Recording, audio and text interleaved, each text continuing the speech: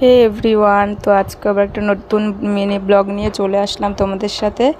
তো আজকে হচ্ছে আমার বান্ধবীর আইবুড়ো ভাত, আর দেখতে পাচ্ছ এখানে রান্না করব আমি। তার জন্য এখানে সবজি ছিল, ভেজে নিয়েছি 5 রকমের, দেখতে পাচ্ছ।